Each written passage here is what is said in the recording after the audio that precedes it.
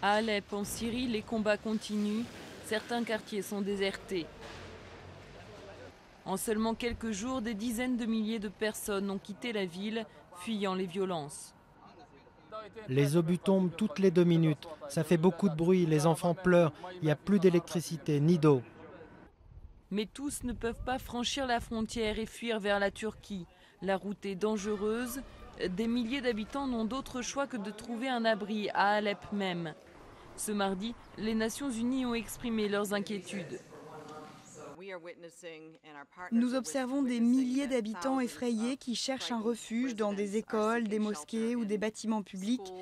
Ce sont des gens qui n'ont pas fui la ville, qui n'avaient pas les moyens de quitter la ville et qui sentaient que le voyage était trop risqué.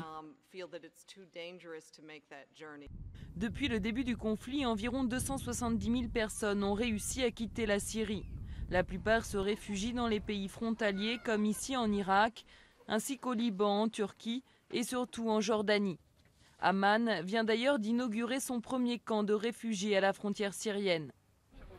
D'autres vont un peu plus loin. Environ 12 000 Syriens sont en Algérie. Parmi eux des familles, des opposants mais aussi des partisans du régime. Tous espèrent rentrer très vite au pays.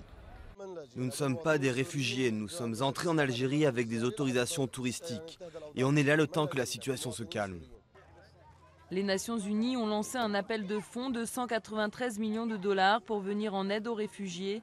Mais si l'exode continue, le plan ne suffira sans doute pas.